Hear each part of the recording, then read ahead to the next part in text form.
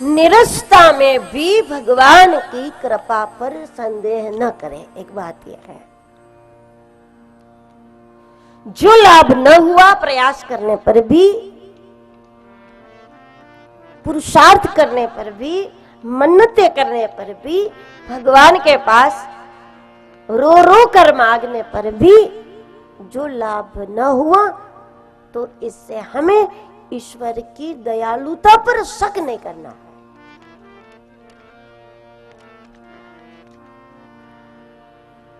धर्मवान संस्कारवान व्यक्ति इसी को कहेंगे कि जो चाहिए था वो न मिला, तो इससे हमें भगवान की दयालुता पर संदेह नहीं करना है।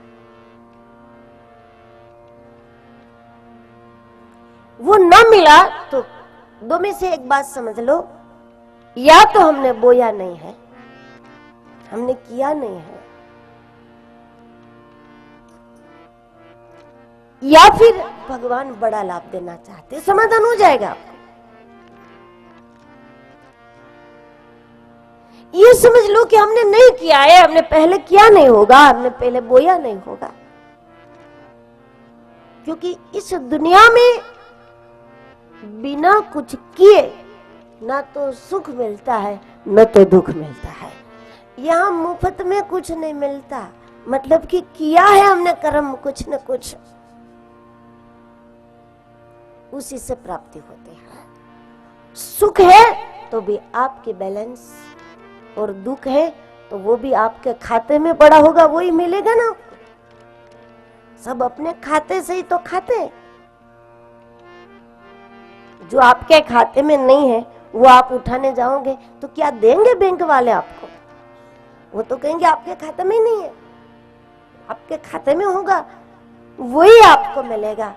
मतलब जो सुख होता है, जो दुख होता है, वो आपके खाते में है, तो खाते में से ही खाते हैं सब। जो पड़ा है वही मिलेगा, मिल रहा है आपको, तो वो तो आपने ही तो जमा किया है। दोस्त तो किसी का नहीं है, आपने ही जमा किया। ऐसा समझ लो।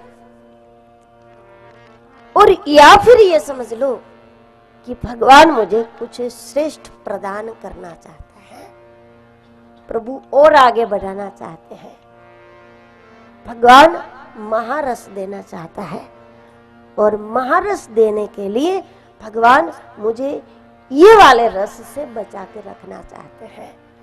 चाहे जिस प्रकार की सोच को आप दृढ़ करो, लेकिन भगवान की कृपालुता पर संदेह न करो।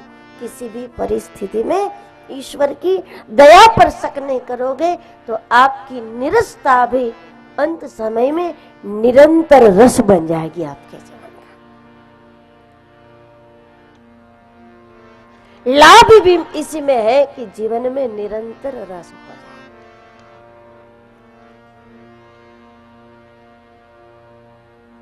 उसके अलावा आपको जो वस्तु नहीं मिलती वो न मिल करके आपको कष्ट देती है, और जो धन संपत्ति मिल जाती है वो मिल करके आपको डराती है।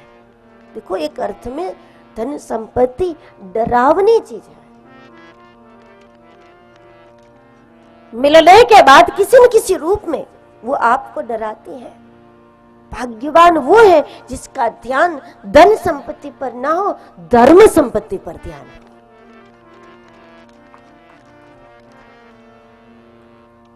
और धर्मवान व्यक्ति किसी परिस्थिति में भगवान की कृपा पर शक नहीं करेगा, तो धीरे धीरे निरस्ता अखंड रस में परिवर्तित हो।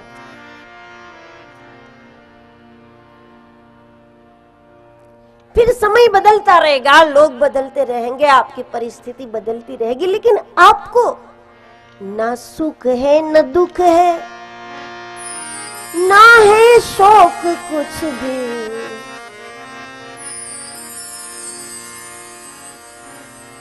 कोई आता है, कोई जाता है, कुछ मिलता है, कुछ छूटता है, कभी लाभ होता है, कभी हानि होती है।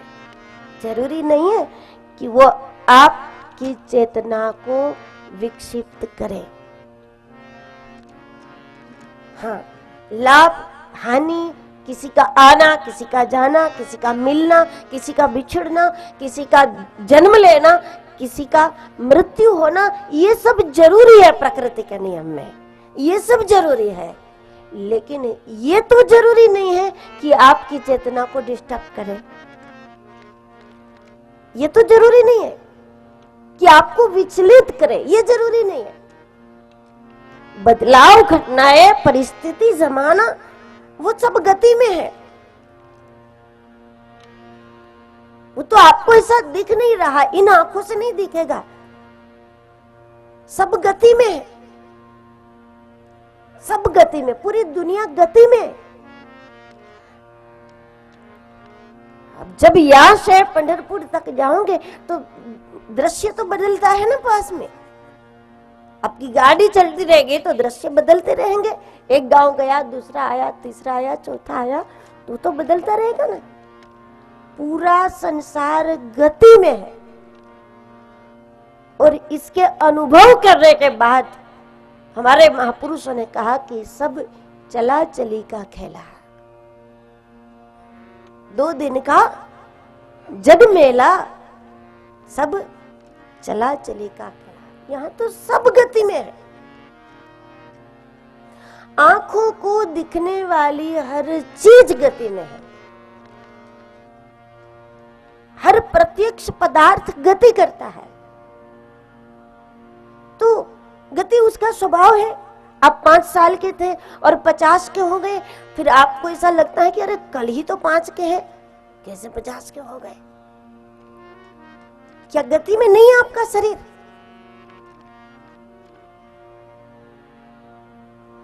तो इसी प्रकार से दिखने वाले हर दृश्य गति में है, सब कुछ चलता है, पूरा संसार चलता है, गति में है सब। और इसीलिए गति में होने के कारण आपको जमाना बदला हुआ दिखेगा, परिस्थिति बदली हुई दिखेगी, लोग बदले हुए दिखेंगे, लोगों का स्वभाव बदला हुआ दिखेगा, फिर सुधरा हुआ दिखेगा, फिर बिगड़ा हुआ दिखेगा। कभी अच्छी परिस्थिति में भी आप रोओगे, कभी बुरी परिस्थिति में भी हंसने लगोगे, तो ये सब होता ही रहेगा। लेकिन जरूरी ये नहीं है कि हमारी चेतना खंडित हो। खंडित मूर्तियों की पूजा तो नहीं होती ना। कोई ऐसी मूर्ति स्थापित थोड़ी की जाती है कि हाथ टूटा हो, पैर टूटा हो, तो टूटी हुई मूर्ति को रिपेयर करके भी तो हम लोग उसको स्थापित नहीं करते ना। क्योंकि मंदिर में पूजा उसी स्वरूप की होती है जो स्वरूप खंडित ना हो, टूटा हुआ ना हो, अभंग हो, मतलब अभंग हो। संतों की वाणी से, संतों के अभंग का आश्रय करके हम लोगों को प्रयास करना होगा, हमारी चेतना को अभंग बनाने का प्रयास करना होगा। आप अष्टावक्र की तरह खंडित होंगे ना, पूरे अंग आपके टूटे हुए होंगे, तो भी दुनिया आपकी पूजा करेगी। आपकी चेतना अखंड होनी चाहिए।